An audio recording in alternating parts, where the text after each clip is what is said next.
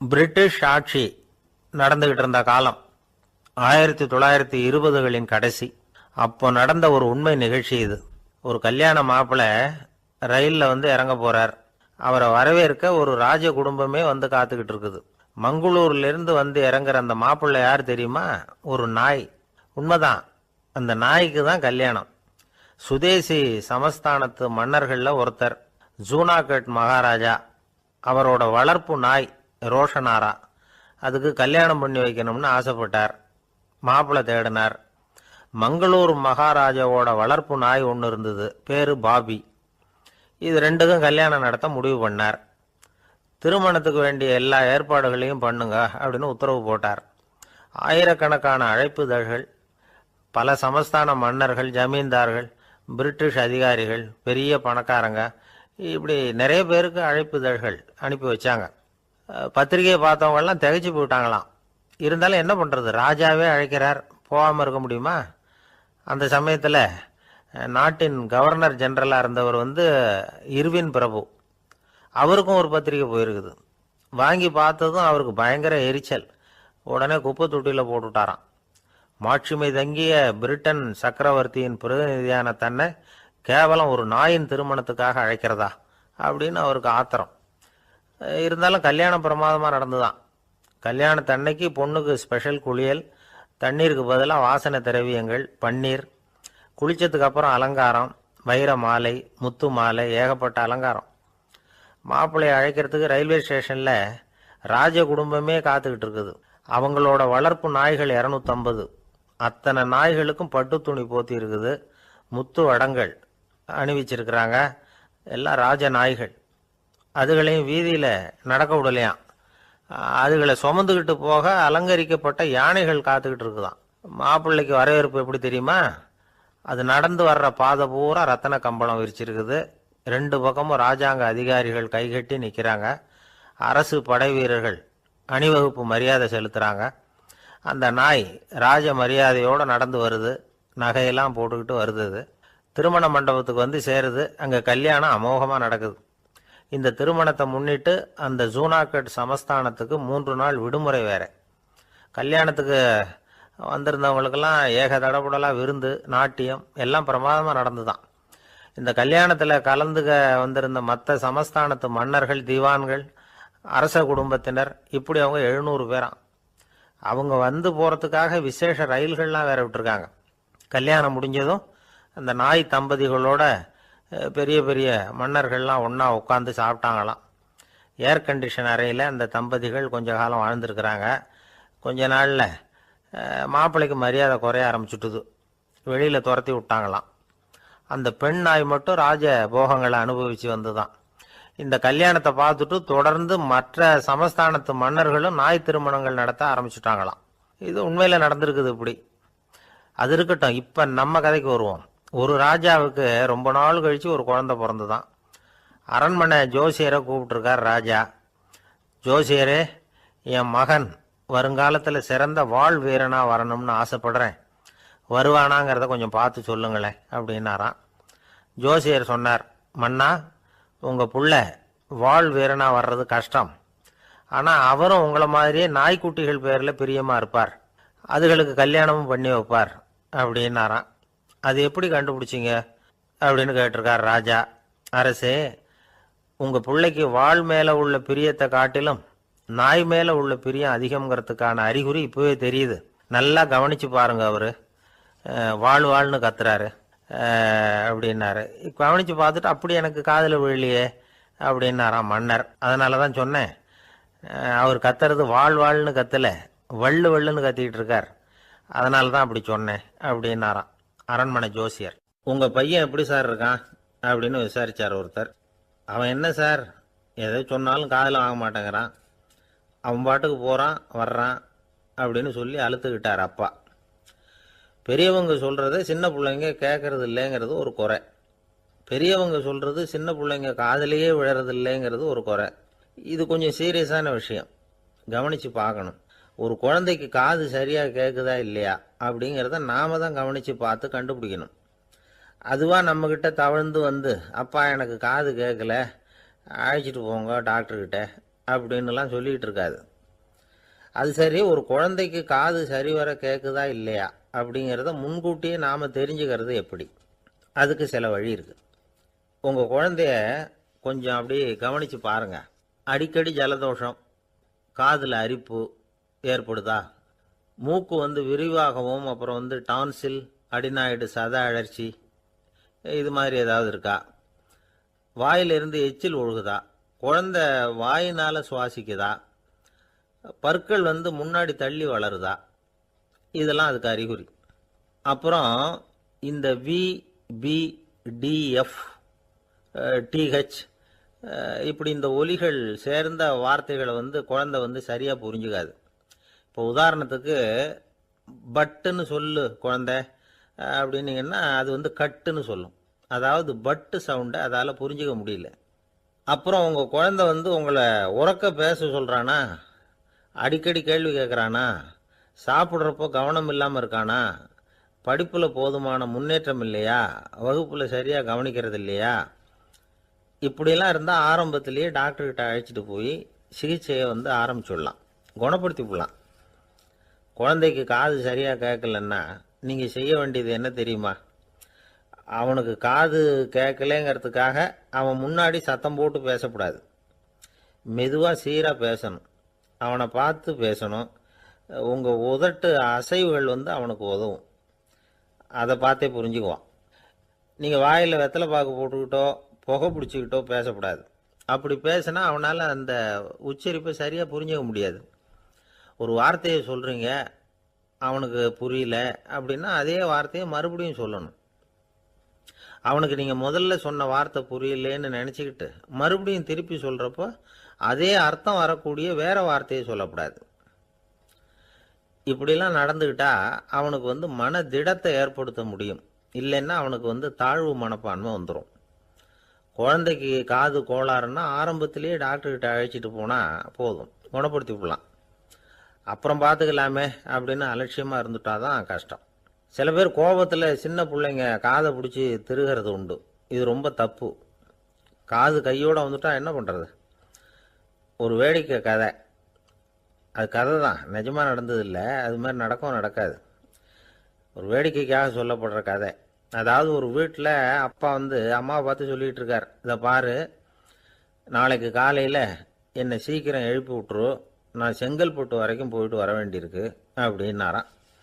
இதை அவங்க பையன் காதில் வாங்கிட்டு இருக்கான். அப்பாவுக்கு சிரமம் வேண்டாமே அப்படின்னு நினச்சி அவனே காலையில் யாருக்கும் தெரியாமல் எழுந்திரிச்சு புறப்பட்டு செங்கல்பட்டு போட்டான். சாயந்தரமாக திரும்பி வந்தான். அப்பா பையனை காணாமல் அலமோதிக்கிட்டு இருக்கிறார். சாயந்தரமாக பையனை பார்த்ததும் எங்கடா போயிட்டு வந்தேன்னு கேட்டார் கோவமா. செங்கல்பட்டுக்கு போயிட்டு வந்தேப்பா, நீ வீணா அலைய வேண்டாமேன்னு அப்படின்னா. எதுக்கடா போனேன்னு அதட்டினார். அதான்ப்பா, நீ நேற்று அம்மா கிட்ட சொல்லிக்கிட்டு இருந்த, அதை காதில் வாங்கினேன், உனக்காக நான் போயிட்டு வந்தேன் அப்படின்னா. உடனே எந்த காதில் வாங்கினேன் அப்படின்னு சொல்லி காதை பிடிச்சி திருகுனார். அந்த காது கையோடு வந்துட்டுது. இது நடந்து கொஞ்ச நாள் கழித்து அந்த அப்பாவும் பையனும் கடத்தெருவில் போய்கிட்டு இருக்கிறாங்க. எதிரில் ஒரு நாய் ஓடி வந்தது. அதுக்கு 2 காதும் இல்லை. என்ன இது, இந்த நாய்க்குட்டிக்கு 2 காதும் இல்லை அப்படின்னார் அப்பா.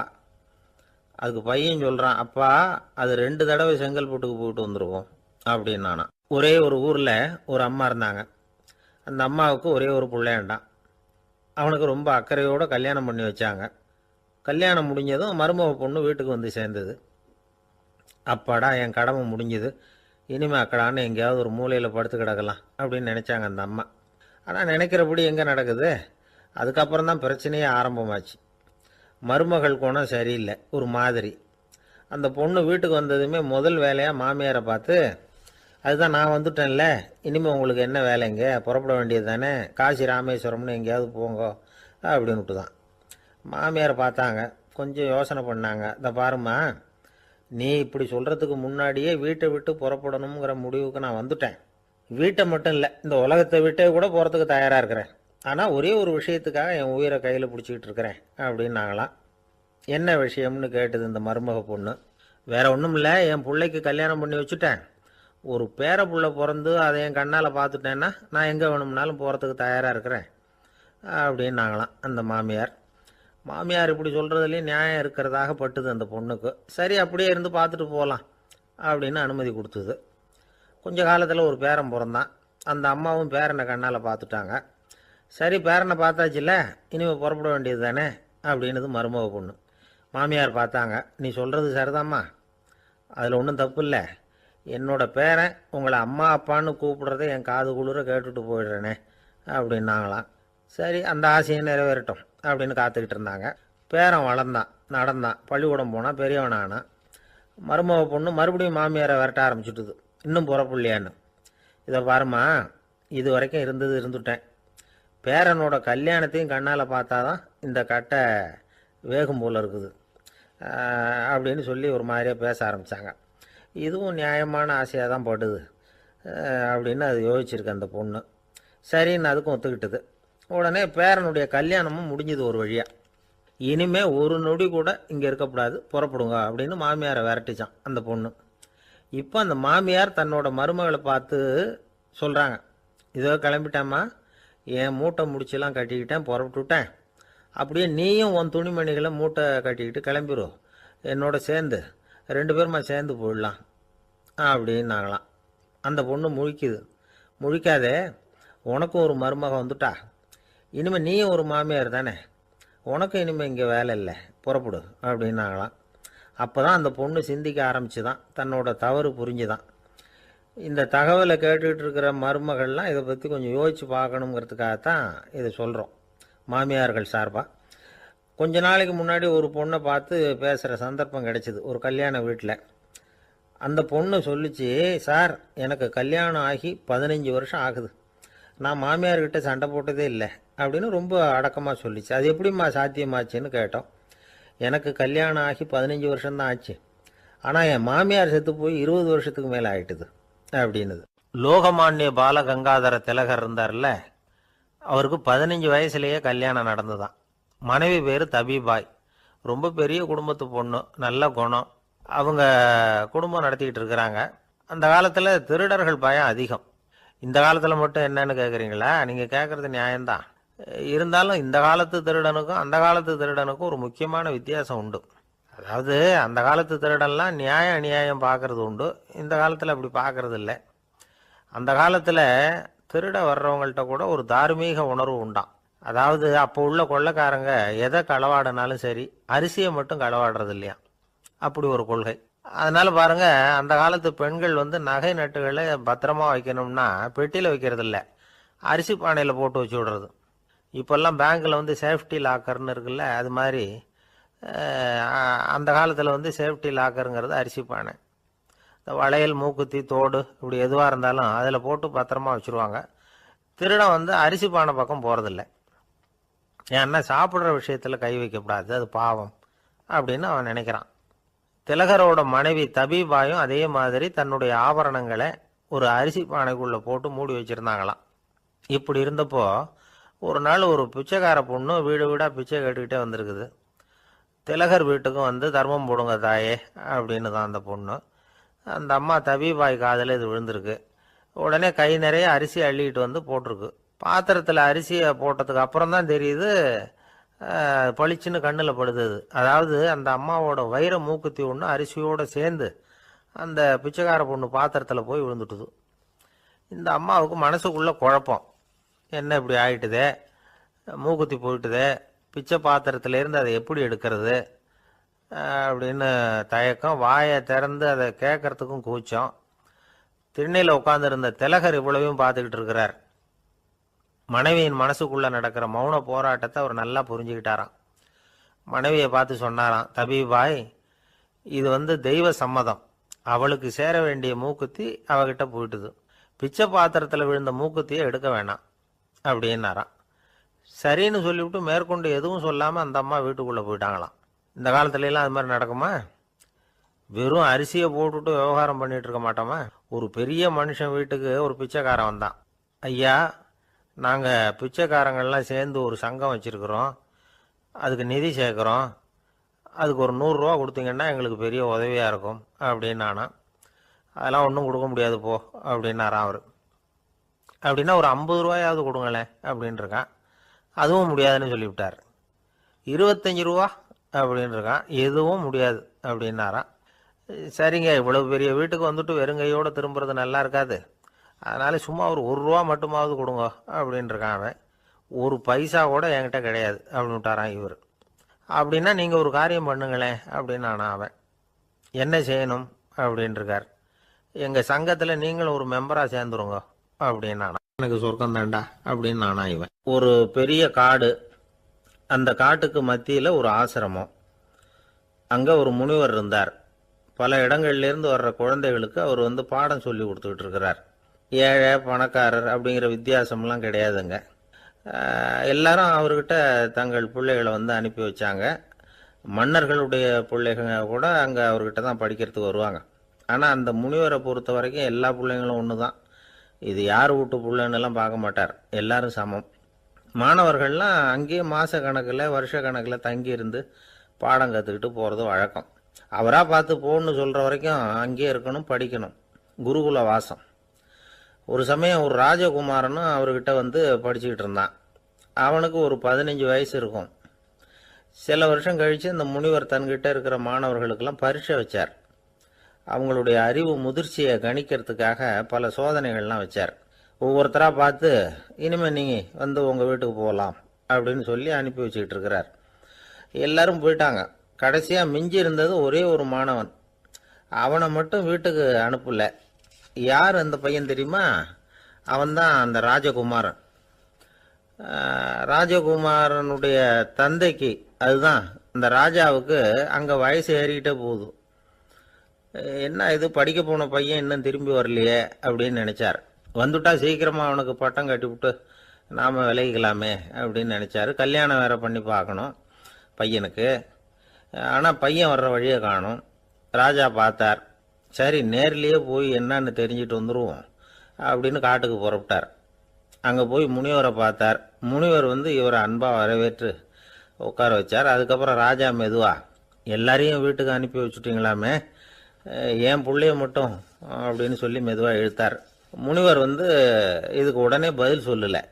ராஜாவை கூப்பிட்டுட்டு போய் விருந்தினர் குடிசையில் தங்க வச்சார். அதுக்கப்புறம் சொன்னார், உங்கள் மகன் எல்லா பாடங்கள்லையும் முதலிடம் வாங்கியிருக்கான். இப்படி முதலாவதாக வர்ற மாணவனுக்கு நாங்கள் இன்னொரு தேர்வு வைக்கிறது வழக்கம். அதுலேயும் அவன் முதலாவதாக வந்துட்டான்னா அவன் ஒரு பெரிய வித்வான் அப்படிங்கிற கௌரவத்தை அடைஞ்சிருவான் அப்படின்னார். அதாவது முனிவர் அப்படி சொல்கிறார். அப்படி சொல்லிவிட்டு போயிட்டார் அவர். ராஜா அங்கேயே தங்கிட்டார். ராத்திரி படுத்து தூங்கினார். காலையில் எழுந்திரிச்சு அந்த குடிசைக்கு வெளியில் வந்தார் பல்லு விளக்கிறதுக்காக. அந்த சமயத்தில் தூரத்தில் ஒருத்தன் ஒரு கையில் கோடாலியை வச்சுக்கிட்டு தலையில் ஒரு பெரிய விறகு கட்டை சுமந்துக்கிட்டு வந்துக்கிட்டு இருக்கிறது மாதிரி தெரிஞ்சது. யாராவது விறகு வெட்டியாக இருக்கும் அப்படின்னு நினைச்சார் ராஜா. கிட்ட வந்ததும் உத்து பார்க்குறாரு. பார்த்தா அது தன்னோட புள்ள. திகைச்சு போயிட்டார். என்ன இது, ஒரு ராஜகுமாரனை கூட இது மாதிரி வேலையெல்லாம் செய்ய சொல்கிறாங்களே அப்படின்னு நினைச்சார். ராஜகுமாரன் விறகு கட்டை கொண்டுகிட்டு போய் கொல்லை பக்கம் வச்சான். அந்த சமயம் முனிவர் அங்கே வந்தார். என்ன மகனே, விறகு வெட்டிட்டு வந்துட்டியா? சரி, இப்போ ஒரு துடைப்பத்தை எடுத்துக்கோ, விருந்தினர் குடிசையின் வாசல் பக்கத்தை கூட்டி பெருக்கி சுத்தம் பண்ணு போ அப்படின்னார். அப்படியே செய்கிறேன் குருவே அப்படின்னு சொல்லிவிட்டு போனான். சுத்தம் பண்ண ஆரம்பிச்சிட்டான். ராஜா பார்த்தார் இதை. உடனே ஓடியாந்தார். மகனே, என்ன காரியம் பண்ணுற? துடைப்பத்தை கீழே போடுனார். இப்போ அந்த ராஜகுமாரன் சொல்கிறான், தந்தையே, இது என்னுடைய குருதேவரோட உத்தரவு. இங்கே நான் ஒரு மாணவன். இங்கே அரசனும் ஒன்று தான், ஆண்டியும் ஒன்று தான். குருதேவர் சொல்கிறத மறுக்காமல் செய்கிறது தான் எங்கள் கடமை அப்படின்னா. இந்த சமயம் முனிவர் அங்கே வந்தார். இவனை முதுகில் தட்டி கொடுத்தார். அப்புறம் ராஜா கிட்ட சொன்னார், அரசே, உங்கள் புள்ள எங்கள் கடைசி தேர்வுலையும் வெற்றி பெற்றுட்டான். பணிவு தான் மாணவர்களின் மிக உயர்ந்த குணம். குருநாதர் சொல்றது மனசுக்கு பிடிக்கலன்னா கூட மறுக்காம செய்யணும். அப்படி செய்யறதுனால எதை செய்யலாம் எதை செய்யக்கூடாது அப்படிங்கிற விவேகம் அவங்களுக்கு வந்துடும். செய்யக்கூடாததை கூட பெரியவங்க சொல்லிவிட்டா செஞ்சுதான் ஆகணும் அப்படிங்கிற பணிவு அவங்களுக்கு வந்துடும். இந்த குணம் வந்துட்டுதுன்னா அவங்க எத்தனை கடினமான வேலையா இருந்தா கூட ரொம்ப சுலபமா செஞ்சு முடிச்சிருவாங்க. தூக்கத்திலேயும் அப்புறம் துக்கத்திலேயும் தோண்டு போட மாட்டாங்க. இந்த பணிவும் விவேகமும் அவங்க கிட்ட மன உறுதியை ஏற்படுத்தும். அந்த உறுதி உங்க பையனுக்கு வந்தாச்சு. இனிமே அவனை நீங்க அழைச்சிட்டு போகலாம். அவன் நிச்சயமா பேரும் புகழும் பெறுவான் அப்படின்னார். ராஜா அவரை பார்த்து, குருதேவா புரிஞ்சுக்கிட்டேன், என்னை மன்னிக்கணும் அப்படின்னாரு. அதுக்கப்புறம் மகனை அழைச்சிக்கிட்டு நாட்டுக்கு திரும்பி வந்துட்டார். இந்த கதையை இன்று ஒரு தகவலில் சொல்லுங்க சார், உங்கள் நிகழ்ச்சியில் சொல்லுங்க சார் அப்படின்னு சொல்லி மாணவர்கள் கேட்டால் பணிவாக இருக்கிறது எப்படி அப்படிங்கிறத புரிஞ்சுக்குவாங்க அப்படின்னு சொன்னார் ஒருத்தர். சரி சொல்லுவோம், அதுக்கு முன்னாடி நேர்லேயே ஒரு பையன்கிட்ட சொல்லி பார்க்கலாமே அப்படின்னு தோணுச்சு. உடனே ஒரு பையனை கூப்பிட்டோம். ஏன்பா உங்கள் வாத்தியார் உனக்கு இது மாதிரி ஒரு பரீட்சை வச்சா என்ன பண்ணுவேன் அப்படின்னு கேட்டோம். நானும் அப்படி தான் சார் நடந்துக்குவேன், விறகு வெட்டுவேன், தொடப்பத்தினால கூட்டி சுத்தம் பண்ணுவேன், உடனே செஞ்சு முடிச்சிருவேன் சார் அப்படின்னா. பலே பரவாயில்லையே அப்படின்னோம். ஆமாம் சார், அப்படி செஞ்சால் தானே வீட்டுக்கு அனுப்புவார், இல்லைன்னா இன்னொரு வருஷம் இங்கேயே இருந்து படின்னு சொல்லி விடுவார், அதனால் அப்படி செய்வேன் அப்படிங்கிறான் அந்த பையன். இந்த உலகத்தில் உண்மையாகவே வேதாந்தம் பேசுகிறவங்களும் உண்டு, உள்ளுக்குள்ளே வேற மாதிரி இருந்துக்கிட்டு வெளியில் வேதாந்தம் பேசுகிறவங்களும் உண்டு. ஒரு ஆள் இருந்தார், அவரு ஒரு கடை வச்சு வியாபாரம் பண்ணிக்கிட்டு இருந்தார். மகா கஞ்சன், யாருக்கும் எந்த உதவியும் செய்ய மாட்டார். எச்சில் கையென்ன ஈர கையை கூட உதற மாட்டார், அப்படிப்பட்ட மனுஷன். அந்த ஊருக்கு ஒரு முனிவர் வந்துக்கிட்டு இருந்தார். வருஷத்துக்கு ஒரு தடவை வருவார், ஒரு நாள் 2 நாள் இருப்பார், அப்புறம் போயிடுவார். அந்த முனிவர் வர்றப்போலாம் இந்த ஆள் எழுந்திரிச்சு ஓடி போய் அவரை வரவேற்பான். ரொம்ப பெரிய வேதாந்தி மாதிரி அவர்கிட்ட பேசிக்கிட்டு இருப்பான். காயமே இது பொய், வெறும் காற்றடைத்த பையும்மா, தர்மம் தலைகாக்கும்மா. பணம் என்ன சார் பணம், இன்னைக்கு ஒருத்தன் கையில் இருக்கும், நாளைக்கு ஒருத்தன் கையில் இருக்கும், எல்லாம் மாயம். எனக்கு தான் இன்னமும் இந்த சம்சார பந்தத்திலிருந்து விடுபடுறதுக்கு நேரம் வரலேம்மா. அந்த முனிவரும் இந்த ஆள் இப்படி சொல்கிறத கேட்ட உடனே, ஏப்பா அப்படி சொல்கிற, இப்போ கூட நீ சரின்னு சொல்லு, உனக்கு தீட்சை கொடுத்து இதிலிருந்து விடுபடுற ஞானத்தை போதிக்கிறேன் பார். உடனே அந்த ஆள் என்ன சொல்லுவான் தெரியுமா? ஐயோ சாமி, இப்போ அது எப்படிங்க முடியும், பிள்ளைங்கள்லாம் சின்ன சிறுசுங்க, அதுகளுக்கெல்லாம் ஒரு கல்யாணம் காட்சின்னு செஞ்சு கடமையை முடிச்சுட்டா நீங்கள் சொல்கிறபடி செஞ்சு விடலாமா. சரி, இன்னும் முனிவர் போயிடுவார். அடுத்த வருஷம் வருவார், இவன் வழக்கம் போல் வேதாந்தம் பேசுவான். சரி தீட்சை கொடுக்குறேன் வா அம்பார். பேரம்பேத்தியை பார்க்கணும், கோர்ட்டில் கேஸ் ஒன்று இருக்குது, அது முடியணும் அப்படின்னு தயங்க ஆரம்பிச்சிருவான். எல்லாம் சொல்லுவான், ஆனால் குடிக்கிறதுக்கு தண்ணி கூட கொடுக்க மாட்டான். ரொம்ப வருஷம் கழித்து மறுபடியும் ஒரு நாள் அந்த ஊருக்கு முனிவர் வந்தார், இவன் கடைக்கு வந்தார். அப்புறம் அங்கே கல்லாவில் நம்ம ஆள் இல்லை, அவன் புள்ள தான் உட்காந்துருக்கிறான். அப்பாவை போலவே புள்ளையும் எழுந்திரிச்சு ஓடியாந்து முனிவரை வரவேற்றான். அப்பா எங்கன்னு விசாரிச்சார் முனிவர். ஐயோ அதை ஏன் கேட்குறீங்க சாமி, உங்ககிட்ட தீட்சை வாங்கி இந்த சம்சார பந்தத்திலேருந்து விடுதலை பெறணும்னு சொல்லிக்கிட்டே இருப்பார், அது நிறைவேறாமலே போய் சேர்ந்துட்டார். போன மாதம் ஒரு நாள் திடீர்னு நெஞ்சு வலிக்குதுன்னார், அவ்வளவுதான் போட்டுன்னு போயிட்டார் அப்படின்னு புலம்புனான் பையன். இதை கேட்டதும் முனிவர் சிரிச்சாரான். அவன் எங்கடா போவான், உன் அப்பா எங்கேயும் போகல, இதோ வாழை ஆட்டிக்கிட்டு உன் காலடியிலே இருந்துக்கிட்டு இருக்கான் பார் அப்படின்னு சொல்லி அங்கே நின்றுக்கிட்டு இருந்த ஒரு நாயை சுட்டி காட்டினாரான். என்ன சாமி சொல்கிறீங்க அப்படின்னு ஆச்சரியமாக கேட்டிருக்கான் பையன். உடனே முனிவர் அந்த நாயோட தலையில் ஒரு தட்டு தட்டி பேசுகிறா அப்படின்னாரான். உடனே அந்த நாய் வந்து வேதாந்தம் பேச ஆரம்பிச்சுட்டு தான், காயமே இது போய் வெறும் காற்றடைத்த பைய அப்படின்னு தான். முனிவர் சொன்னார், அடே இப்போவும் ஒன்றும் கெட்டு போகல, நீ விரும்புனா சொல்லு, உனக்கு தீட்சை கொடுத்து என் பின்னாடியே அழைச்சிட்டு போயிடுறேன், அங்கே அழைச்சிட்டு போய் உனக்கு ஞானத்தை போதிக்கிறேன், வர்றியா அப்படின்னு கேட்டிருக்காரு. உடனே அந்த நாய் சொல்லிச்சான், ஐயோ அதை ஏன் கேட்குறீங்க சாமி, நான் உண்ணாமல் தின்னாமல் ஏராளமான சொத்து சேர்த்து வச்சுட்டேன், என் பிள்ளைங்க அதோட பெருமை தெரியாமல் ராத்திரி நேரம்லாம் கதவை திறந்து போட்டுட்டு தூங்கிடுவாங்க, அதனால் இப்படி நாயாக பிறந்து ராத்திரி பகலாக சுற்றி சுற்றி வந்து காவல் காத்துட்டு கிடக்கிறேன், இப்போ எப்படி சாமி வர முடியும் அப்படின்னு கேட்டுதான். அறியாமையிலேயே சுகம் கண்டு இப்படி இருக்கிற ஆளுங்களுக்கு எப்படி விடுதலை கிடைக்கும், எப்போ விடுதலை கிடைக்கும் அப்படின்னு கேட்குறார் தசாவதானி, திருக்குறள் பேர் ராமையா. அவர் கேட்குறது நியாயம் தானே. இந்த காலத்து பையன் ஒருத்தன் அப்பா கிட்ட சொன்னான், அப்பா இன்னைக்கு நான் 1 ரூபா மிச்சப்படுத்தி விட்டேன் அப்படின்னு. நானும் அப்படியா என்னடா பண்ணேன்னு கேட்டிருக்காரு அப்பா. டவுன் பஸ்ஸில் ஏறாமல் அது பின்னாடியே ஓடியாந்தேன், 1 ரூபா மிச்சம் தானே அப்படின்றான். அட பாவி, ஒரு ஆட்டோ பின்னாடி ஓடியாந்துருந்தா 10 ரூபா மிச்சமாயிருக்குமே, வேஸ்ட் பண்ணிட்டியே அப்படின்னாரான் அந்த அப்பா. சாலை ஓரமாக அழுதுகிட்டு உட்காந்துருந்தான். பிச்சை எடுத்து சாப்பிட்ற ஒருத்தன் அந்த பக்கமாக வந்தான். இவனை பார்த்தான். ஏன் அழுதுகிட்டு உட்காந்துருக்கிற, என்னாச்சு உனக்கு அப்படின்னு கேட்டான். அதுக்கு இவன் சொன்னான், என்கிட்ட ஒன்றுமே இல்லை, நான் இந்த உலகத்தில் இருந்து என்ன பிரயோஜனம், அதனால தான் அழுதுகிட்டு இருக்கிறேன் அப்படின்னா. உன்கிட்ட மறைஞ்சிருக்கிற புதையல் என் கண்ணுக்கு நல்லா தெரியுது, அது உனக்கு புரியல, அதனால தான் அழுதுகிட்டு இருக்கிற அப்படின்னா. என்னது புதையல் இருக்குதா, உன் கண்ணுக்கு தெரியுதா அப்படின்னு கேட்டான். ஆமாம், எனக்கு தெரியுது. அந்த புதையலை நீ விற்கிறதுக்கு தயாராக இருக்கிறியா அப்படின்னு கேட்டான் இவன். இதை கேட்டதும் அந்த இளைஞனுக்கு ரொம்ப ஆச்சரியமாக போச்சு. என்னது இப்படி கேட்குறானே அப்படின்னு. என்கிட்ட ஒரு காசு கூட இல்லையே, அப்படி இருக்கிறப்போ புதையல் எங்கேருந்து வந்தது அப்படின்னா. இந்த நேரத்தில் அந்த பிச்சைக்காரன் சிரித்தான். இப்படி தான் இந்த உலகத்தில் எல்லாரும் சொல்லிகிட்டு இருக்கிறாங்க, என்கிட்ட ஒன்றுமே இல்லை ஒன்றுமே இல்லைன்னு சொல்லி. ஆனால் அவங்கக்கிட்ட தான் புதையல் இருக்குது. நீ வேணும்னா என் கூட வா, நம்ம நாட்டு அரசர்கிட்ட போவோம்.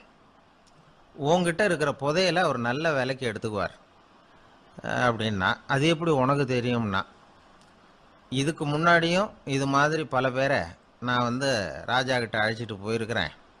அதனால தான் உன்னை பார்த்தேன், உன்னையும் கூப்பிடுறேன். நீ சரின்னு சொன்னால் உன்னை அழைச்சிட்டு போகிறேன். உங்ககிட்ட இருக்கிற புதையலை அவர் நல்ல விலை கொடுத்து எடுத்துக்குவார் அப்படின்னு சொன்னான். இவன் இப்படி சொல்கிறது அந்த இளைஞனுக்கு ஒன்றுமே புரியல. இது என்னது இந்த ஆள் இப்படி சொல்லிகிட்டு இருக்கிறான், நம்மக்கிட்ட என்ன இருக்குது, அதுவும் இல்லாமல் இவனே பிச்சை எடுத்து சாப்பிட்டுக்கிட்டு இருக்கிறான், இவன் போய் நம்மளை ராஜா கிட்ட அழைச்சிட்டு போகிறதா போகிறேங்கிறானே என்ன அப்படின்னு சொல்லி அவன் யோசனை பண்ணான். என்ன யோசிக்கிற, உனக்கு பணம் வேணும்னா என்னோட வா அப்படின்னா. இளைஞன் ஒரு முடிவுக்கு வந்தான். சரி, இங்கேயே உட்காந்துக்கிட்டு இருக்கிறத விட அங்கேயாவது போய் பார்ப்போமே, இங்கே அழுதுட்டு உட்காந்துருக்கிறதுல என்ன பிரயோஜனம், ஏதோ கூப்பிட்றான் போய் பார்த்துட்டு வருவோமே அப்படின்னு சொல்லி அவன் கூட புறப்பட்டான். பிச்சைக்காரன் முன்னாடி போயிட்டே இருக்கிறான், இந்த இளைஞன் பின்னாடி நடந்து போயிட்டுருக்கான். ரெண்டு பேரும் அரண்மனையை நோக்கி போகிறாங்க. பாதி வழி போயிருப்பாங்க. வழியில் அந்த பிச்சைக்காரன் சொன்னான், இதை பாரு, முன்னாடியே சில விஷயங்களை நாம் பேசிக்க வேண்டியிருக்கு. சரியாக தெளிவாக முடிவு எடுத்துக்கிட்டு அதுக்கப்புறம் ராஜா கிட்ட போகணும். ஏன்னா அங்கே போய் அது முடியாது இது முடியாதுன்னு நாம் நமக்குள்ளே சண்டை போட்டுக்கிட்டு இருக்க முடியாது. ராஜாவுக்கு விலையை பற்றி கவலையே இல்லை, எவ்வளவு சொன்னாலும் நமக்கு பணம் கிடச்சிரும். ஆனால் அதுக்கப்புறம் நான் இதை விற்கிறதுக்கு தயாராக இல்லைன்னு சொல்லிடக்கூடாது. அதனால் புதையலை விற்கிறதா இல்லையாங்கிறத இங்கேயே தெளிவாக முடிவு செஞ்சுக்கணும். இல்லைன்னா ராஜா கிட்ட போய் அங்கே போய் குழப்பிக்கிட்டு இருக்க முடியாது அப்படின்னு சொன்னான். இளைஞனுக்கு ஒன்றுமே புரியல. என்ன சொல்கிற நீ, என்கிட்டயா புதையலா, எங்கே இருக்குது அப்படின்னு சொல்லி குழம்பி போனான். இப்போ அந்த பிச்சைக்காரன் சொன்னான், இதை பாரு, இப்போ உதாரணத்துக்கு உன்னுடைய கண்களை எடுத்துக்கோ, அதுக்கு நீ என்ன விலை கேட்டுற போகிற.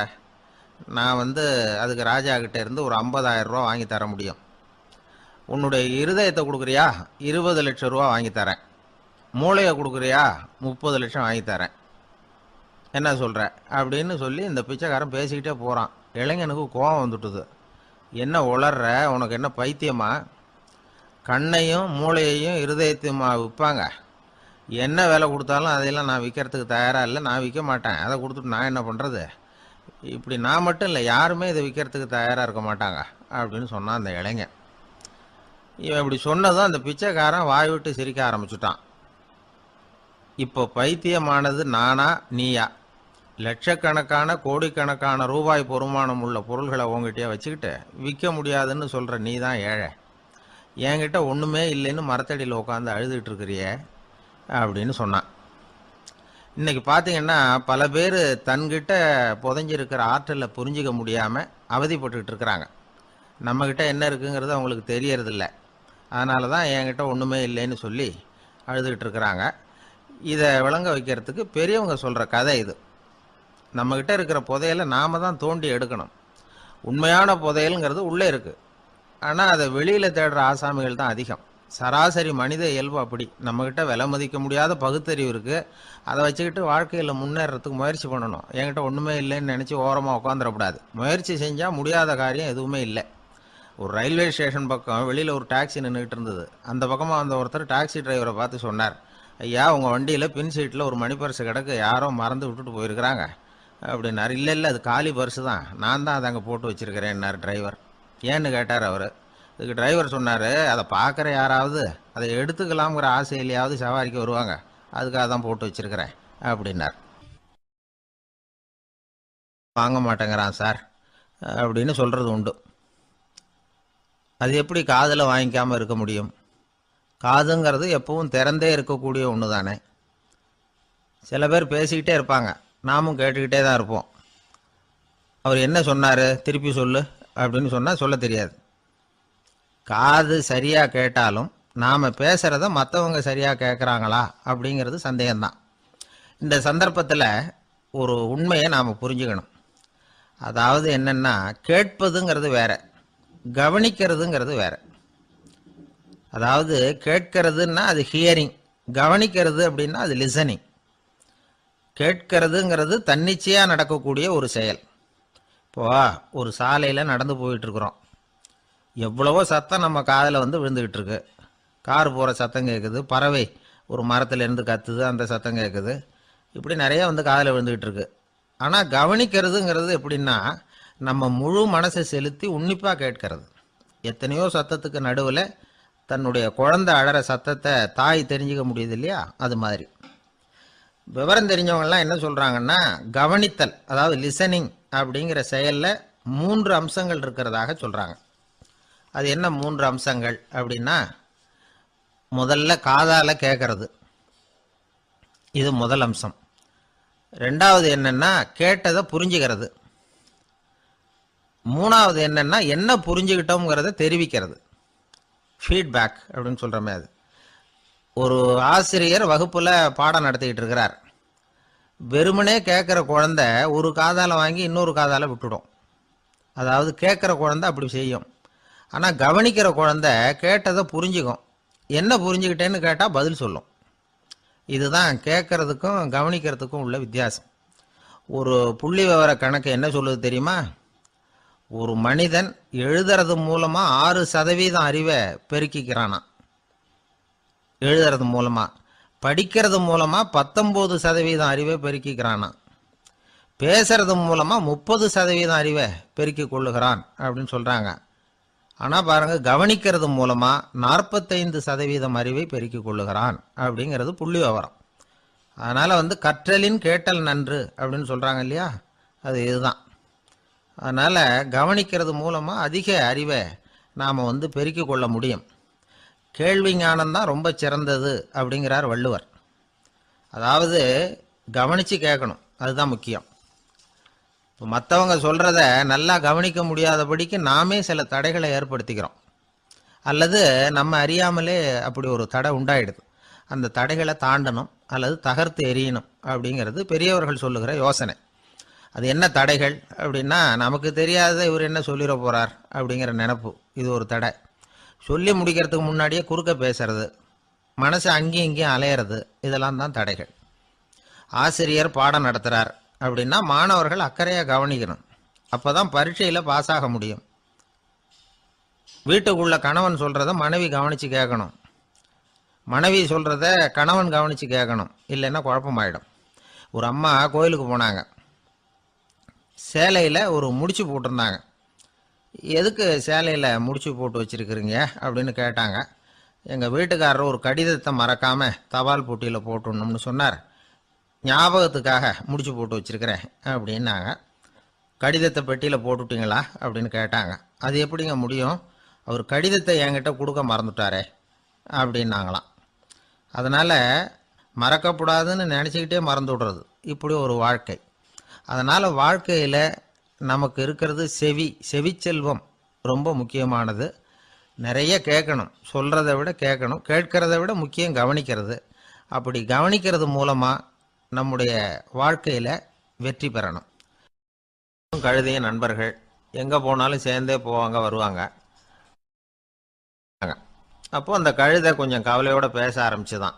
அதோ பாரு, அங்கே ஒரு புதர் தெரியுது இல்லையா, இந்த புதருக்குள்ளே ஒரு சிங்கம் இருக்குது, அந்த பக்கமாக நான் போகிறப்போ வர்றப்போலாம் அது என்கிட்ட வம்பு வளர்க்குது, தகராறு செய்யுது, என் மேலே பாயுது, என்னை தாக்குது, ஏன்னு தெரியல அப்படின்னுது. இதை கேட்டதும் அந்த குரங்கு சொல்லிச்சு, இனிமேல் கவலைப்படாத, இந்த தடவை நான் உன்னை காப்பாற்றுறேன்னுது.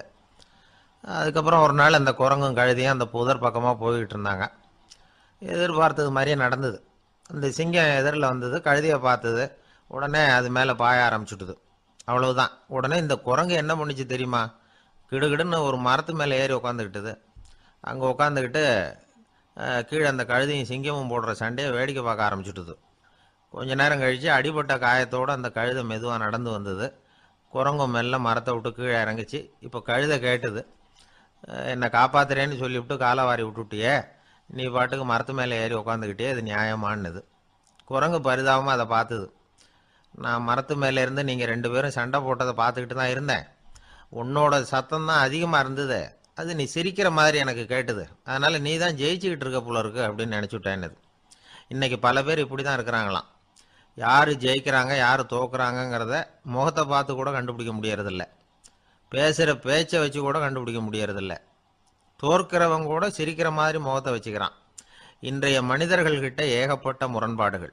பொய் முகங்களோட உலவுகிறவர்கள் தான் அதிகம். உண்மை முகம் எங்கே இருக்குது அப்படிங்கிறத புரிஞ்சுக்கிட்டு நண்பர்களை தேர்ந்தெடுக்கணும் அப்படிங்கிறது ஒரு முக்கியமான கருத்து. கடவுள் இந்த உலகத்தை படைச்சுட்டு அதுக்கப்புறமும் கொஞ்ச நாள் இங்கேயே தங்கியிருந்தாராம். அப்போ தான் அவருக்கு ஒரு உண்மை புரிஞ்சுதான், இந்த உலகத்தில் தங்கி இருக்கிறது எவ்வளவு இடைஞ்சல்னு. தினமும் மனிதர்கள் தேடி வந்து ஏதாவது புகார் சொல்லிக்கிட்டே இருந்தாங்களாம். எனக்கு அது வேணும் இது வேணும்னு கேட்டுக்கிட்டே இருந்தாங்களாம். சில பேர் வந்தாங்க, நாங்கள் வந்து விவசாயம் பண்ணுறோம், தண்ணி இல்லாமல் பயிர் காயுது, எங்களுக்கு மழை வேணும் அப்படின்னாங்க. அவங்க போனதும் அதுக்கப்புறம் சில பேர் வந்தாங்க, நாங்கள் வந்து மண்பானை செய்கிறவங்க நிறைய பானை செஞ்சு வச்சுருக்குறோம், மழை பெஞ்சால் எல்லாம் கரைஞ்சி வீணாக போயிடும், அதனால் இன்றைக்கி மழை பெய்யக்கூடாதுன்னாங்க. கடவுள் பார்த்தார், அவருக்கு என்ன பண்ணுறதுன்னே தெரியல, ஏகப்பட்ட குழப்பம், தலையை பிச்சுக்கலாம் போல் இருந்தது. கிட்டத்தட்ட பைத்தியம் பிடிக்கிற அளவுக்கு ஆயிட்டுது. எல்லாருடைய ஆசைகளையும் அவரால் நிறைவேற்ற முடியல. ஏன்னா ஒன்றுக்கு ஒன்று முரண்பாடாக இருந்தது. ஒரு நாள் தன்னுடைய அமைச்சரவையை கூட்டி ஆலோசனை கேட்டார். என்ன செய்யலாம்னு சொல்லுங்கன்னார். இது என்ன பிரமாதம், பேசாமல் இமயமலை அடிவாரத்தில் போய் உட்காந்துங்க, யாரும் தொந்தரவு பண்ண மாட்டாங்கன்னாங்க. அங்கேயும் மனிதர்கள் வர ஆரம்பிச்சுருவாங்களேன்னார் கடவுள். சரி அப்படின்னா சந்திரனில் போயிருந்துக்கலாமேன்னாங்க. அங்கேயும் மனுஷன் குடி வர போகிறான் அப்படின்னார் கடவுள். வெகு தூரத்துக்கு அப்பால் உள்ள நட்சத்திர மண்டலத்துக்கு போயிடலான்னாங்க. இதெல்லாம் நிரந்தர தீர்வாகாது, நிரந்தரமாக இந்த மனிதனுடைய தொல்லையிலேருந்து நான் விடுபடணும், அதுக்கு ஏதாவது வழி சொல்லுங்கன்னார் கடவுள். ஒரு வயசான ஆள் வந்தார். கடவுளுக்கு காதோட காதாக ஒரு வழியை சொன்னார். கடவுளுக்கு முகம் மலர்ந்தது. அதுதான் சரி, அப்படியே செஞ்சுடலான்னார். அந்த ஆள் சொன்ன ரகசியம் என்ன தெரியுமா? மனிதனால் அடைய முடியாத ஒரு இடம் இருக்குது, அது வேற எங்கேயும் இல்லை, அவனுக்கு உள்ளே இருக்குது, அங்கே போய் மறைஞ்சுங்க, அதுக்கப்புறம் மனிதர்களால் உங்களுக்கு தொந்தரவு இருக்காதுன்னார். மனிதன் நினைக்காத இடம் அதுதான். அதாவது உள்ளுக்குள்ளே இருக்கிற உண்மையை புரிஞ்சிக்காம வெளியில் எங்கேயோ அது இருக்கிறதாக நினச்சி வரட்டிக்கிட்டு அலையிறான் மனுஷன். உள்ளே இருக்கிற உண்மை புரிஞ்சா நாம் தன்னம்பிக்கையோடு தலை நிமிர்ந்து வாழலாம். வேடிக்கையாக ஒரு கதை சொல்லுவாங்க. இதை பாருங்கள், நம்ம பையன் எங்கே பணம் வச்சாலும் எடுத்து விட்றான், என்ன பண்ணுறதுன்னாங்க அம்மா. அப்பா கொஞ்சம் நேரம் யோசனை பண்ணார். அதுக்கப்புறம் சொன்னார், அவன் கண்ணில் படாத இடமா நம்ம வீட்டில் இருக்கிறது ஒரே இடம்தான், அங்கே பணத்தை வை திருட்டு போகாதுன்னார். அது எந்த இடம்னு கேட்டாங்க. அதுதான் அவன் பாட புஸ்தகம், அதில் வச்சிரு, அவன் தொடவே மாட்டான், பாட புத்தகத்தை தொடாமல் பரீட்சையில் வெற்றி பெற முடியாது அப்படிங்கிறத புரிஞ்சுக்கணும். உள்ளே இருக்கிற உண்மையை தொடாமல் வாழ்க்கையில் வெற்றி பெற முடியாது. அதனால் உண்மையை புரிஞ்சுக்கிட்டா வாழ்க்கையில் வெற்றி நிச்சயம். ஒரு நண்பர்கிட்ட பேசிக்கிட்டு இருந்தேன். அவருடைய உறவினர் ஒருத்தர் ஒரு நேர்முக தேர்வுக்கு போயிருந்தாராம், இன்டர்வியூவுக்கு. ரொம்பவும் பொறுப்பாகவும் கவனமாகவும் செயல்பட வேண்டிய பதவிக்கான நேர்காணல் அது. இவர் வந்து எழுத்து தேர்வில் ஏராளமான மதிப்பெண்கள் வாங்கிவிட்டார். அதனால் அதை பற்றி கவலை இல்லை. இப்போ நேர்முக தேர்வில் தேர்வு பெறணும். ஏராளமான சான்றிதழ்கள் வச்சிருந்தார். நேர்காணலில் கேட்கப்பட்ட எல்லா கேள்விகளுக்கும் சரியான பதில் தான் சொன்னார். இருந்தாலும் பாருங்கள், அந்த நேர்முக தேர்வில் அவர் தேர்ந்தெடுக்கப்படலை. என்ன காரணம் அப்படின்னு பின்னாடி விசாரித்தப்போ தான் விவரம் தெரிஞ்சுதான்.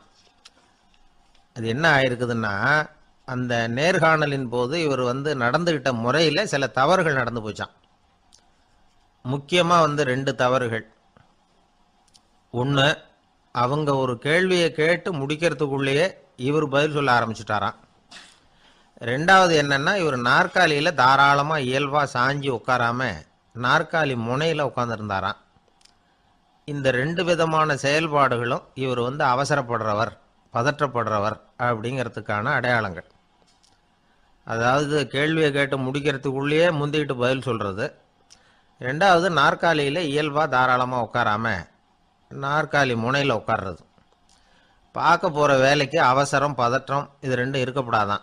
அதனால் மார்க் இருந்தும் சர்டிஃபிகேட் இருந்தும் அந்த வேலை வாய்ப்பு அவருக்கு கிடைக்கல. வேலை கொடுக்குறவங்க நம்மக்கிட்ட இருந்து என்ன தான் எதிர்பார்க்குறாங்க, இதை தெரிஞ்சு வச்சுக்கிறது நல்லது. முதல்ல மற்றவர்களுடன் தொடர்பு கொள்ளும் திறமை. அதாவது எபிலிட்டி டு கம்யூனிகேட். நீங்கள் நினைக்கிறத அழகாக தொகுத்து வகைப்படுத்தி சொல்ல தெரியுதான்னு பார்ப்பாங்க. உங்கள் திட்டங்களை அடுத்தவங்க ஏற்றுக்கொள்ளக்கூடிய விதத்தில் வெளிப்படுத்துறதுக்கு உங்களால் முடியுதான்னு பார்ப்பாங்க. இதுக்கு என்ன செய்யறது? குழப்பம் இல்லாமல் சிந்திக்கணும், குழப்பம் இல்லாமல் பேசணும். ரெண்டாவது விஷயம் என்னென்னா புத்திசாலித்தனம், அதாவது இன்டெலிஜென்ஸ். ஏற்றுக்க போகிற வேலையை நல்ல விதமாக செய்ய முடியுமா உங்களால்? அதை எந்தெந்த வழியில் செய்யலாம் அப்படிங்கிறத உங்களால் தீர்மானிக்க முடியுமா? அந்த வேலைக்கான புது புது யோசனைகளை உங்களால் சொல்ல முடியுமா அப்படின்னு பார்ப்பாங்க. இது இன்டெலிஜென்ஸ். மூணாவது தன்னம்பிக்கை, அதாவது செல்ஃப் கான்ஃபிடென்ஸ். உங்களுக்கு அது உண்டா அப்படிங்கிறத கவனிப்பாங்க.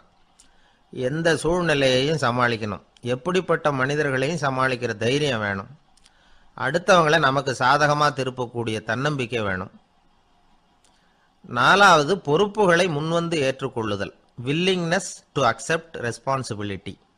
பொறுப்புகள்லேருந்து நழுவி போக ஆசைப்படாமல் செஞ்சு முடிக்கணும். அஞ்சாவது முன் வருதல், இனிஷியேட்டிவ். வேலையோட முக்கியத்துவம் உணர்ந்து அதை ஏற்றுக்கிட்டு தகுந்த நடவடிக்கைகளை தயங்காமல் எடுக்கிறதுக்கு முன் வரணும். ஆறாவது என்னன்னு கேட்டிங்கன்னா தலைமைத்துவம், லீடர்ஷிப். 4 பேருக்கு தலைமை தாங்கி நல்ல விதத்தில் நடந்துக்க தெரியுதா? ஏழாவது கற்பனை திறன், இமேஜினேஷன். சில பிரச்சனைகள் வரக்கூடும் அப்படின்னு முன்கூட்டியே யூகிச்சு அதுக்கு தகுந்த மாதிரி நடவடிக்கை எடுக்கிற திறமை உண்டா அப்படிங்கிறத பார்ப்பாங்க. எட்டாவது என்னன்னா வளைந்து கொடுத்தல், ஃப்ளெக்சிபிலிட்டி.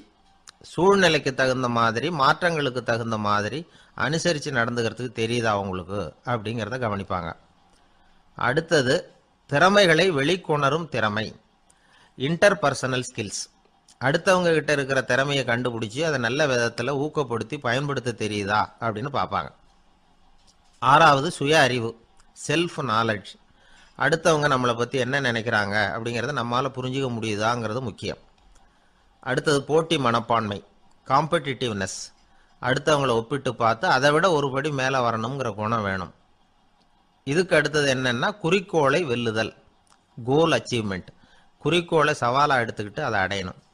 அப்புறம் வேறுபட்ட திறமைகள், ஒகேஷனல் ஸ்கில்ஸ். பதவிக்கு வேண்டிய திறமைகள் தவிர மற்ற திறமைகள் எதுவும் உண்டாங்கிறது முக்கியம்.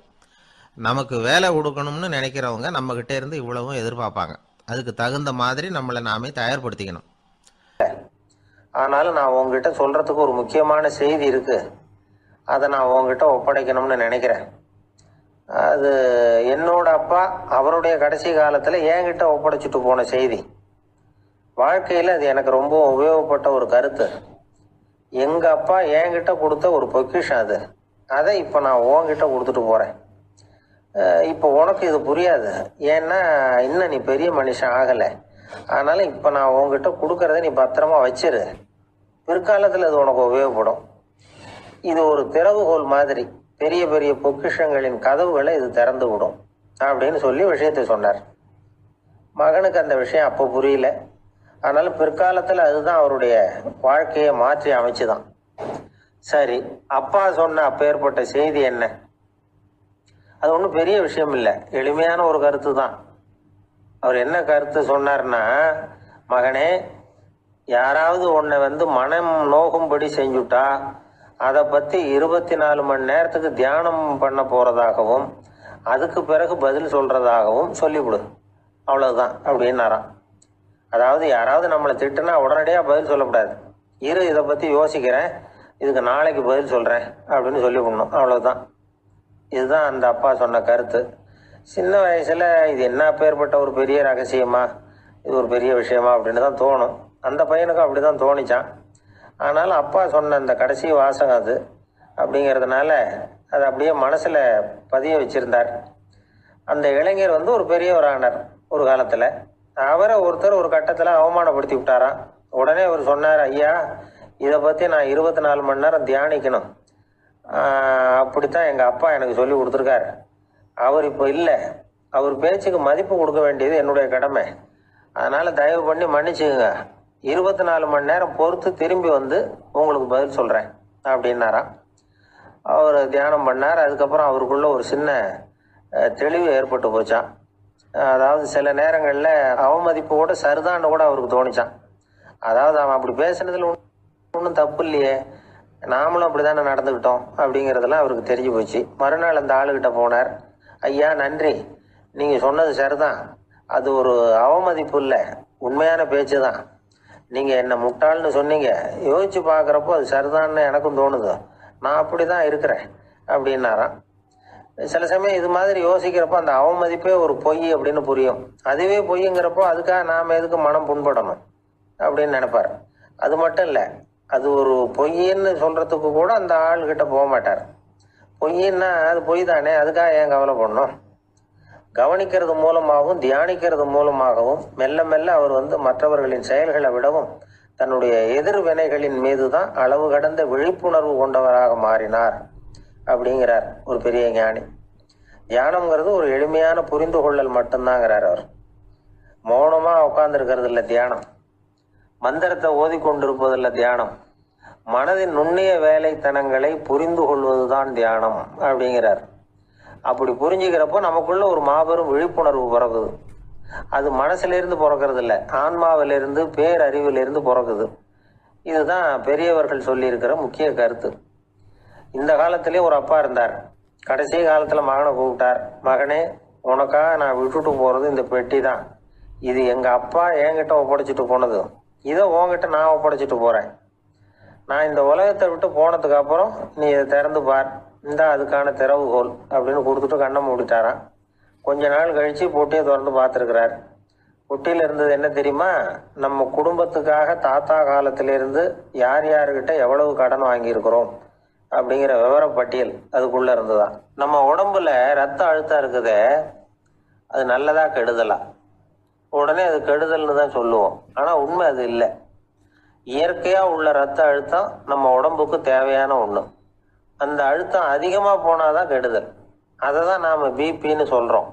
ஆனால் அது உண்மையிலேயே உயர் ரத்த அழுத்தம், ஹைப்பர் டென்ஷன். இதயம்ங்கிறது ஓயாமல் வேலை செஞ்சுக்கிட்டு இருக்கிற ஒரு பம்பு. இதயம் சுருங்கி ரத்தத்தை பம்பு செய்கிறப்போ ரத்த அழுத்தம் கூடுதலாக இருக்கும். இதுக்கு பேர் சிஸ்டாலிக் பிளட் ப்ரெஷர் அப்படின்னு பேர். இதயம் விரிந்த நிலைக்கு திரும்புகிறப்போ ரத்த அழுத்தமும் குறையுது. இதுக்கு பேர் டயஸ்டாலிக் பிளட் ப்ரெஷர் அப்படின்னு பேர். இப்படி இது மாறி மாறி இருக்கும். இந்த பிபி 140 90 இப்படின்லாம் சொல்கிறாங்கல்ல, இதுதான். சீராக இருக்க வேண்டிய ரத்த அழுத்தம் ஒரு அளவுக்கு மேலே அதிகரிச்சுட்டா ஆபத்து ஆரம்பம்னு அர்த்தம். சரி, இந்த உயர் ரத்த அழுத்தம் உண்டாகிறதுக்கு என்ன காரணம்? இதனால தான் இது வருதுன்னு ஒரு காரணத்தை குறிப்பிட்டு சொல்ல முடியாது. ஆனால் வம்சாவளி காரணம், ரொம்ப டென்ஷனான சூழ்நிலையில் வேலை செய்கிறது, உடம்பு குண்டாக இருக்கிறது, இதெல்லாம் இந்த ஹை பிபிக்கு துணை செய்யுது. அப்படி தான் எடுத்துக்க வேண்டியிருக்குது. இது கிருமியினால் ஏற்படுற வியாதி இல்லை, உடம்புல ஏற்படுற ஒரு பழுது, அவ்வளவுதான். 40 வயசுக்கு மேலே தான் பொதுவாக இது பாதிக்கும். அதெல்லாம் சரி, ஒருத்தருக்கு உயர் ரத்த அழுத்தம் இருக்குது, அதை கட்டுப்படுத்துறதுக்கு வழி ஏதாவது உண்டா அப்படின்னா உண்டு. மருந்து கொடுத்தும் சரி பண்ணலாம். மருந்து இல்லாத சிகிச்சை முறைகளும் இருக்குது. இப்போ மருந்து சாப்பிட்றதுன்னா டாக்டர்கிட்ட போயிடலாம். அதுக்கு இப்போ சுமாராக 30 விதமான மருந்துகள் இருக்குதான். மருந்தோட உடல் கட்டுப்பாடும் மனக்கட்டுப்பாடும் சேர்ந்ததுன்னா ரொம்ப விசேஷம். அது இருக்கட்டும், மருந்து இல்லாமல் நாம் செய்ய வேண்டியது என்ன, அதை தெரிஞ்சுக்குவோம். முதல்ல சீரான உடற்பயிற்சி, வாக்கிங் ரொம்ப நல்லது. மனசை அமைதிப்படுத்துறதுக்கு யோகாசனம், ஆழ்நிலை தியானம், இது மாதிரியான பயிற்சிகள் நல்லது. ஒரு காலத்தில் யோகாசனம் பண்ணுங்க, தியானம் பண்ணுங்கன்னு சொன்னால் ஒரு மாதிரியாக பார்த்தாங்க. இப்போ மருத்துவ நிபுணர்களே அதெல்லாம் ரொம்ப அவசியம்தான் அப்படின்னு சொல்கிறாங்க. இன்னொரு அதிசய சிகிச்சை முறை இப்போ வழக்கத்துக்கு வந்திருக்குது. பயோ ஃபீட்பேக் அப்படின்னு பேர். மூளையின் அழுத்த அலைகளை பதிவு பண்ணி அதை மறுபடியும் உடம்புக்குள்ளே செலுத்தி இந்த ரத்த அழுத்தத்தை சீராக்கி போடுறாங்க. சில பேருக்கு இந்த ஹை பிபி பார்டர் லைனில் இருக்கும். அவங்களுக்கெல்லாம் மருந்துகள் அவசியம் இல்லை. வாழ்க்கை முறையில் சில மாற்றங்களை பண்ணிக்கிட்டாவே போதும். பிஹேவியரல் மாடிஃபிகேஷன்ஸ்னு சொல்கிறாங்க. அது எப்படின்னா, பரபரப்பான வாழ்க்கை முறையை தவிர்க்கணும். புகைப்பிடிக்கிற பழக்கம், மது அருந்தும் பழக்கம், இதெல்லாம் இருந்தால் விட்டுடணும். சாப்பாட்டில் உப்பை குறைக்கணும். கொழுப்பு சத்து ஆகாரங்களை குறைச்சிக்கணும். முடிஞ்சால் விட்டுடலாம். குடும்பத்தில் ஏற்கனவே யாருக்காவது ஹை பிபி இருந்தால் சந்ததிகள் ஜாக்கிரதையாக இருக்கணும். நடுத்தர வயசை அடைஞ்சவங்க அப்பப்போ அந்த பிபி செக் பண்ணிக்கிறது நல்லது. டாக்டர் சொல்கிறத நம்மளில் பல பேர் சரியாகவே கேட்கறது இல்லை. அதனால தான் இடைஞ்சல். ஒரு ஆள் பிபின்னு சொல்லி டாக்டர்கிட்ட போனான். உடம்பு குண்டா இருக்கு, அதை குறைக்கணும், முதல்ல தினமும் உடற்பயிற்சி பண்ணு அப்படின்னாரு. சரின்னு சொல்லிவிட்டு வந்தான், செஞ்சான். கொஞ்ச நாள் கழிச்சு மறுபடியும் டாக்டர் கிட்ட போனான். என்னப்பா எக்ஸசைஸ் பண்ணியா அப்படின்னு கேட்டார். தினமும் பண்ணினேன் டாக்டர்னா. என்ன பண்ணேன்னு கேட்டார். முன்னெல்லாம் சிகரெட்டை வந்து கடையில் வாங்குவேன், இப்போ நான் அப்படி வாங்குறத விட்டுட்டேன், தினமும் நானே என் கையாலேயே உருட்டி தயார் பண்ணுறேன் டாக்டர், இது ஒரு எக்ஸசைஸ் தானே அப்படின்னா. ஒரு ஊரில் ஒரு மன்னர் இருந்தார். அந்த ஊரில் அடிக்கடி சேவல் சண்டை நடக்கிறது வழக்கம். அரண்மனையில் ஒரு ஆள் இருந்தான். மன்னருக்காக அவன் ஒரு சேவல் வாங்கிட்டு வந்தான்.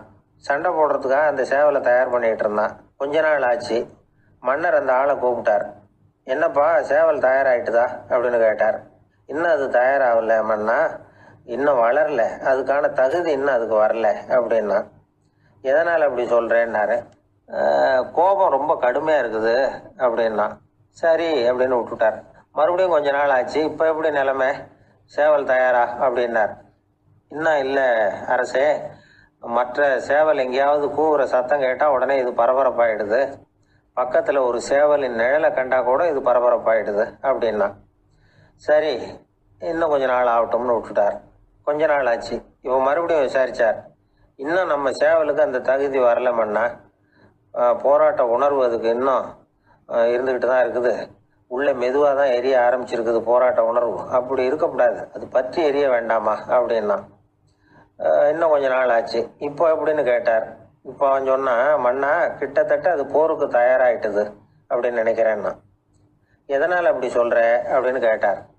மற்ற சேவலின் குரலை கேட்டால் அது அசைகிறதே இல்லை, ஒரு பொம்மை மாதிரி ஆயிடுது, அதுக்கு உள்ள ஒரு நுட்பமான விழிப்புணர்வு வந்துட்டுது, அதனால் அது அமைதியாக இருக்குது, மௌனமாக இருக்குது. இனிமேல் அதுக்கு இணையான சேவலே கிடையாது. வெற்றி பெற அது போராட வேண்டிய அவசியமே இல்லை, அதை பார்த்த உடனே எதிரி சேவல்கள் பயந்துட்டு ஓடி போடும் அப்படின்னு சொன்னானான். அந்த சேவலை வளர்த்தவர் வந்து சி சிங் சு அப்படின்னு பேர். சுசுகி சொன்ன கதையும் அது.